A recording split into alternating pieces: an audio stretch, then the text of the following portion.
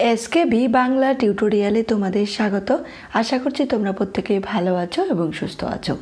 SLST এবং মাদ্রাসা বিষয় পরীক্ষার প্রিপারেশনের জন্য বাংলা বিষয় থেকে আমাদের এই চ্যানেলে বিভিন্ন ধরনের ক্লাস দেওয়া হয়ে থাকে। তার পাশাপাশি বিভিন্ন ধরনের মক টেস্টও নেওয়া হয়ে থাকে ধারাবাহিকভাবে।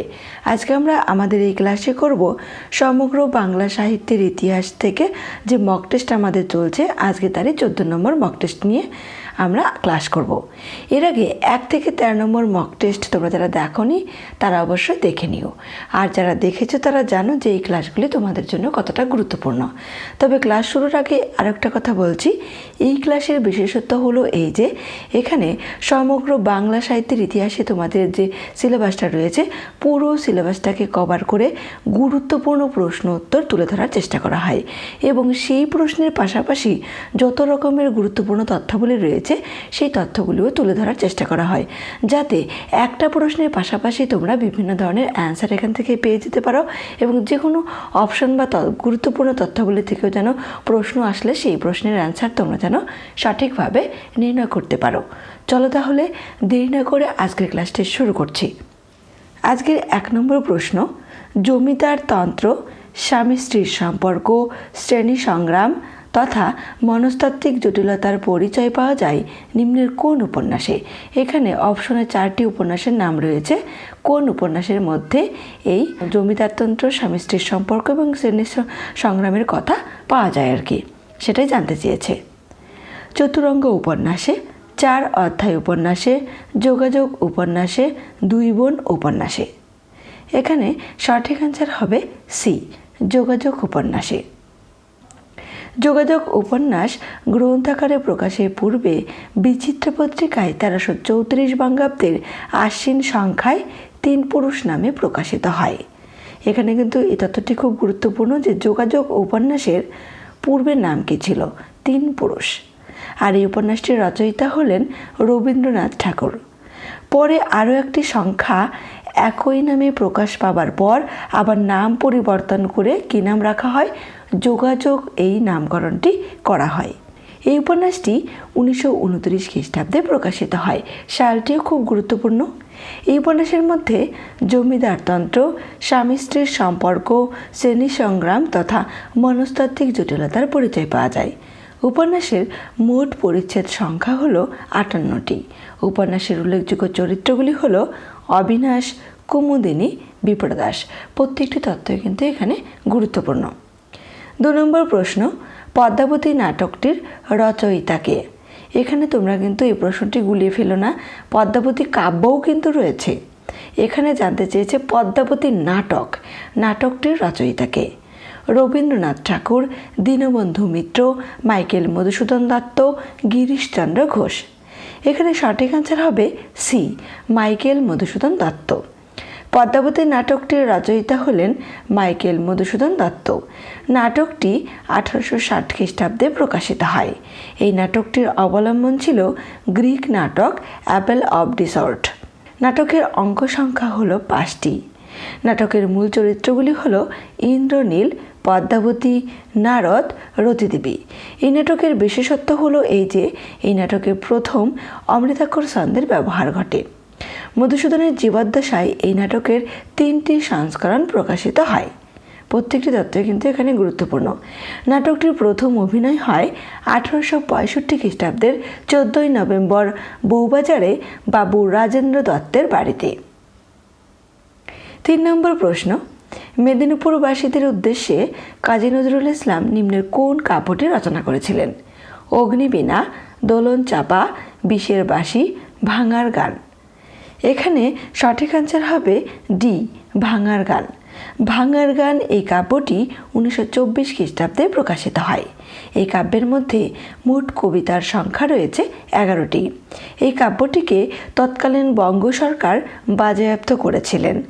ভাঙার গান কাব্যগ্রন্থের উৎসর্গপত্রে কাজী নজরুল ইসলাম লিখেছেন মেদিনীপুরবাসীর উদ্দেশ্যে। 4 নম্বর প্রশ্ন, আখ্যানমঞ্জুরি প্রবন্ধ গ্রন্থটির প্রকাশকাল নির্ণয় করো।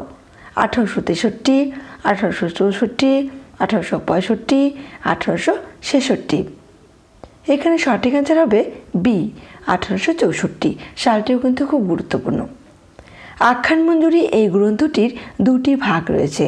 প্রথম ভাগে আখ্যানের সংখ্যা হলো 23টি। উল্লেখযোগ্য কয়েকটি আখ্যান হলো প্রত্যুপকার, লোভ সংবরণ, বর্বর জাতির সৌজন্য, অপত্য স্নেহ, আতিথেয়তা, সাধুতার পুরস্কার ইত্যাদি।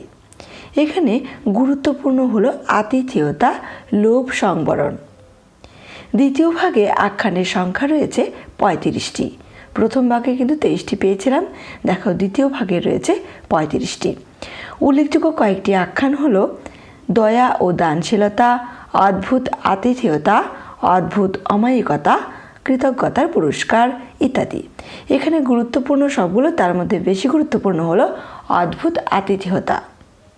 5 নম্বর প্রশ্ন, রানী নাগমতী চরিত্রটি নিম্নের কোন কাব্যের মধ্যে রয়েছে? পদ্মাবতী, সেকেন্দার নামা, তোহফা, সাইফুলমূলক বদিউজ্জামাল। এখানে সঠিক অ্যান্সার হলো এ, পদ্মাবতী। পদ্মাবতী কাব্যটির রচয়িতা হলেন সৈয়দ আলাউল। এই প্রশ্নটি কিন্তু খুব গুরুত্বপূর্ণ। কবি আলাউলের এটি শ্রেষ্ঠ কাব্য। কাব্যটির রচনাকাল আনুমানিক 1646 থেকে 1659 খ্রিস্টাব্দ পর্যন্ত। কাব্যের অন্যান্য চরিত্রগুলি হল পদ্মাবতী ও রত্নসেন।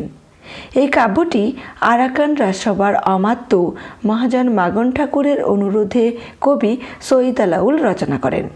এটি একটি প্রেমমূলক কাব্য। 6 নম্বর প্রশ্ন, মেঘ যামিনী অতি ঘন আন্ধিয়ার, এই পদটির পদকর্তা কে? চণ্ডীদাস, জ্ঞানদাস, বিদ্যাপতি, গোবিন্দ দাস। সঠিক অ্যান্সার হলো বি, জ্ঞানদাস। এই পদটির রচয়িতা হলেন কবি জ্ঞানদাস, আর এই পদটি অভিসার পর্যায়ের পদ। জ্ঞানদাস হলেন চৈতন্য পরবর্তী যুগের একজন বৈষ্ণব পদকর্তা। জ্ঞানদাসের জন্ম হয় বর্ধমান জেলার কাটোয়ার নিকটবর্তী কাদরা গ্রামে। তার আবির্ভাবকাল মোটামুটি 1530 খ্রিস্টাব্দের 16শ শতকের প্রথমার্ধে। কবি জ্ঞানদাস ব্রজবুলি ও বাংলা ভাষাতে পদ রচনা করলেও তার কৃতিত্ব ছিল বাংলা পদকে কেন্দ্র করে। এখানে কি বলতে চেয়েছে এটাই যে ব্রজবুলি ও বাংলা দুটো ভাষাতে তিনি পদ রচনা করেছিলেন, কিন্তু তার কৃতিত্ব মানে তিনি খ্যাতি অর্জন করেছিলেন বাংলা পদ নিয়ে। কবি জ্ঞানদাসকে বলা হয় কবি চণ্ডীদাসের ভাবশিষ্য। এই তথ্যটিও খুব গুরুত্বপূর্ণ। 7 নম্বর প্রশ্ন, পদাবলী শব্দটি প্রথম ব্যবহার করেন কে? এই প্রশ্নটি খুব গুরুত্বপূর্ণ। বিভিন্ন ধরনের টেট এক্সামে কিন্তু এই ধরনের প্রশ্ন এসে থাকে, তার পাশাপাশি সাবজেক্টের জন্য গুরুত্বপূর্ণ। গোবিন্দ দাস, বড়ুচণ্ডী দাস, কবি জয়দেব, কবি শ্রীধর দাস। সঠিক অ্যান্সার হবে সি, কবি জয়দেব। পদাবলী শব্দটি প্রথম ব্যবহার করেছিলেন কবি জয়দেব তার গীত গোবিন্দ কাব্যে। কোন কাব্যে? গীত গোবিন্দ কাব্যে।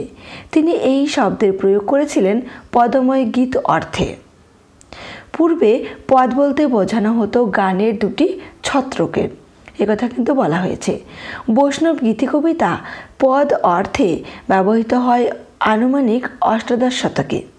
বর্তমানে পদাবলী শব্দটি গীতি কবিতা অথবা তার সংকলন অর্থে ব্যবহৃত হয়। 8 নম্বর প্রশ্ন, চর্যাপদের কত সংখ্যক পদে বঙ্গ শব্দের উল্লেখ পাওয়া যায়?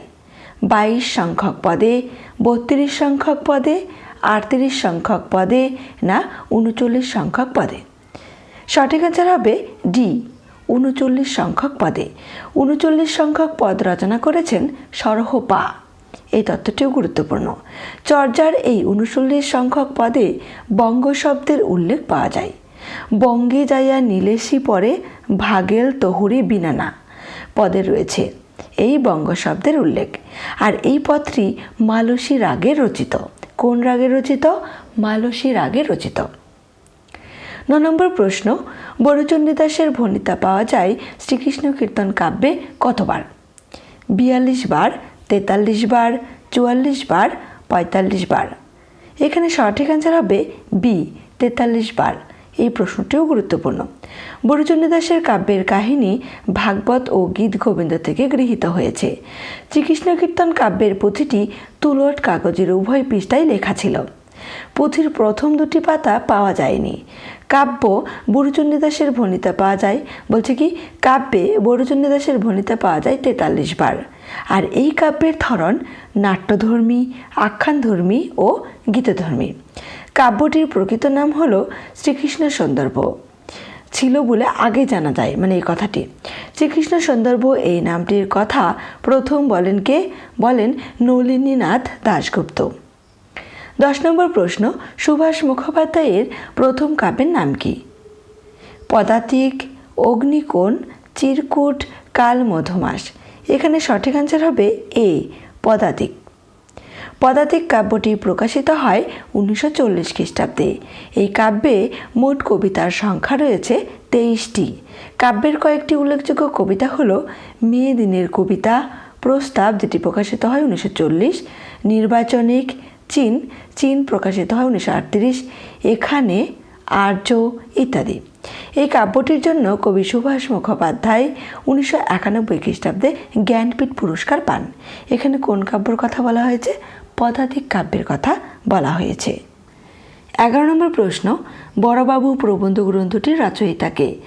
জগদীশ চন্দ্র বসু, সৈয়দ মুজতবা সিরাজ, সৈয়দ মুজতবা আলী, বিনয় ঘোষ। সঠিক অ্যান্সার হবে সি, সৈয়দ মুজতবা আলী। বড়বাবু প্রবন্ধ গ্রন্থটির রচয়িতা হলেন সৈয়দ মুজতবা আলী। এই প্রবন্ধ গ্রন্থটি প্রকাশিত হয় 1965 খ্রিস্টাব্দে। এই প্রবন্ধ গ্রন্থে মোট রচনার পরিমাণ রয়েছে 22টি। উল্লেখযোগ্য কয়েকটি রচনা হল বড়বাবু, রাষ্ট্রভাষা, দরখাস্ত, মৃত্যু, হাসনুহানা ইত্যাদি।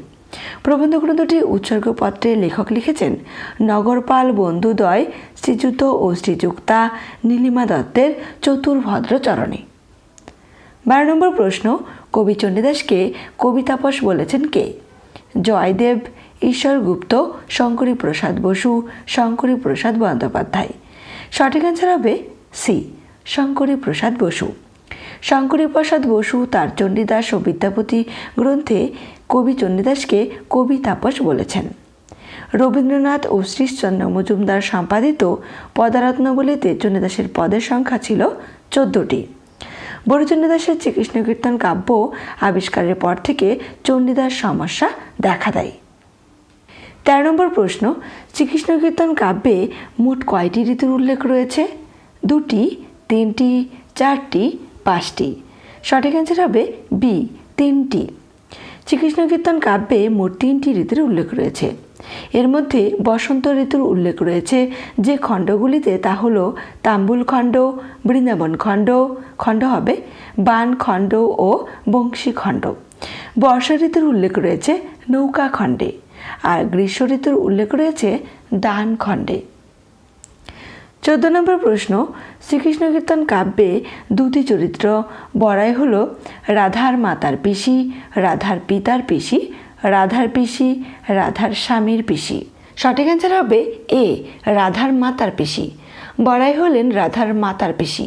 তিনি রাধার কাছে 3 বার শ্রীকৃষ্ণের প্রেম বার্তা নিয়ে গেছেন। কতবার? 3 বার নিয়ে গেছেন। এই কাব্য ছাড়া আর যে গ্রন্থে রাধা, কৃষ্ণ ও বড়াইয়ের কথা আছে তা হল দৈবকীনন্দন সিংহের গোপাল বিজয় গ্রন্থে। এই তত্ত্বটিও কিন্তু খুব গুরুত্বপূর্ণ।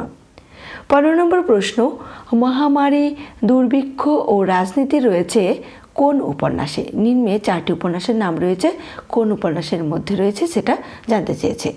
চৈতালি ঘূর্ণি উপন্যাসে, পাষাণপুরী উপন্যাসে, নীলকণ্ঠ উপন্যাসে, গণদেবতা উপন্যাসে। সঠিক অ্যান্সার হবে ডি, গণদেবতা উপন্যাসে। গণদেবতা উপন্যাসটি প্রকাশিত হয় 1943 খ্রিস্টাব্দে, মতান্তরে রয়েছে 1944 খ্রিস্টাব্দ। এই উপন্যাসের মোট পরিচ্ছেদ সংখ্যা রয়েছে 28টি। উপন্যাসের বিষয় হল মহামারী, দুর্ভিক্ষ ও রাজনীতি। উল্লেখযোগ্য চরিত্রগুলি হল দেবু ঘোষ, গিরিশ, হরেন, দ্বারকা, অনুরুদ্ধ, পদ্ম, চিরুপাল। এই উপন্যাসটি 1966 খ্রিস্টাব্দে জ্ঞানপীঠ পুরস্কার পায়। 16 নম্বর প্রশ্ন, কৃষ্ণকান্তের উইল উপন্যাসটি প্রকাশকাল নির্ণয় করো। এই প্রশ্নটি খুব গুরুত্বপূর্ণ। 1875, 1876, 1877, 1878। এখানে সঠিক অ্যান্সার হবে ডি, 1878। উপন্যাসটি প্রকাশিত হয় 1878 খ্রিস্টাব্দে। এটি একটি সামাজিক উপন্যাস। এই উপন্যাসের খণ্ড সংখ্যা হল 2টি। মোট পরিচ্ছেদের সংখ্যা রয়েছে 46টি। উপন্যাসের মূল চরিত্রগুলি হল গোবিন্দলাল, ভ্রমর, রোহিণী, কৃষ্ণকান্ত। 17 নম্বর প্রশ্ন, বাংলা সাহিত্যের প্রথম যথার্থ উপন্যাসের নাম কি? এই প্রশ্নটি খুব গুরুত্বপূর্ণ। রাজসিংহ, আনন্দমঠ, দুর্গেশ নন্দিনী, দেবী চৌধুরানী। সঠিক অ্যান্সার হবে সি, দুর্গেশ নন্দিনী। বাংলা সাহিত্যের প্রথম যথার্থ এবং বঙ্কিমচন্দ্র চট্টোপাধ্যায়ের প্রথম বাংলা উপন্যাস হল দুর্গেশ নন্দিনী। উপন্যাসটি 1865 খ্রিস্টাব্দে প্রকাশিত হয়। এটি একটি ইতিহাসাশ্রয়ী উপন্যাস। এই উপন্যাসের পটভূমিতে রয়েছে বাংলায় পাঠান মোগলের প্রতিদ্বন্দ্বিতা। উপন্যাসের কাহিনী দুটি খণ্ডে বিন্যস্ত হয়েছে, আর এই দুটি খণ্ডে মোট পরিচ্ছেদ সংখ্যা রয়েছে 43টি। উপন্যাসের মূল চরিত্রগুলি হল বিমলা, জগৎ সিংহ, আয়েশা ও ওসমান। 18 নম্বর প্রশ্ন, নিম্নের কোন প্রবন্ধ গ্রন্থটি রবীন্দ্রনাথ ঠাকুরের রচিত নয়? সঞ্চয়, সমাজ, মহাত্মা গান্ধী, আত্মকথা। সঠিক অ্যান্সার হবে ডি, আত্মকথা। আত্মকথা প্রবন্ধ গ্রন্থটির রচয়িতা হলেন প্রমথ চৌধুরী। এটি প্রমথ চৌধুরীর আত্মজীবনীমূলক রচনা। এই প্রবন্ধ গ্রন্থটি 1946 খ্রিস্টাব্দে প্রকাশিত হয়। এই প্রবন্ধ গ্রন্থটি গ্রন্থাকারে প্রকাশের পূর্বে রূপ ও রীতি এবং বিশ্বভারতী পত্রিকায় প্রকাশিত হয়। এই প্রবন্ধ গ্রন্থের ভূমিকা লিখেছেন অতুল চন্দ্র গুপ্ত। 7টি পরিচ্ছেদে বিন্যস্ত এই গ্রন্থে লেখকের শৈশবকাল থেকে ইংল্যান্ড যাত্রার আগে পর্যন্ত নানা ঘটনার কথা রয়েছে। 19 নম্বর প্রশ্ন, জনা নাটকটির রচয়িতা কে? দীনবন্ধু মিত্র, মাইকেল মধুসূদন দত্ত, গিরিশচন্দ্র ঘোষ, দ্বিজেন্দ্রলাল রায়। সঠিক অ্যান্সার হবে সি, গিরিশচন্দ্র ঘোষ। জনা নাটকটির রচয়িতা হলেন গিরিশচন্দ্র ঘোষ। এই নাটকটি প্রকাশিত হয় 1894 খ্রিস্টাব্দে। এটি একটি বিয়োগান্তক পৌরাণিক নাটক। মহাভারতের অশ্বমেধ পর্ব অবলম্বনে এই নাটকটি রচিত হয়েছে। এই নাটকের অঙ্ক সংখ্যা হল 2টি। নাটকটির প্রথম অভিনয় হয় মিনার্ভা থিয়েটারে 1893 খ্রিস্টাব্দের 23শে ডিসেম্বর মাসে। 20 নম্বর প্রশ্ন, রাজেন্দ্রলাল মিত্রের সংস্কৃত বুদ্ধিস্ট লিটারেচার অফ নেপাল থেকে নিম্নের কোন নাটকের উপাখ্যান গ্রহণ করা হয়েছে? মায়ার খেলা, বিসর্জন, কালমৃগয়া, মালিনী। এখানে সঠিক অ্যান্সার হবে ডি, মালিনী। মালিনী নাটকটির রচয়িতা হলেন রবীন্দ্রনাথ ঠাকুর। এই নাটকটি প্রকাশিত হয় 1896 খ্রিস্টাব্দে। নাটকের দৃশ্য সংখ্যা রয়েছে 4টি। এই নাটকের উল্লেখযোগ্য চরিত্রগুলি হল মালিনী, সুপ্রিয়, কাশ্যপ, ক্ষেমঙ্কর। আজকের ক্লাসটি এ পর্যন্তই। ক্লাসটি তোমাদের কেমন লাগলো অবশ্যই কমেন্ট করে জানিও। সবাই সুস্থ থেকো, ভালো থেকো। ধন্যবাদ।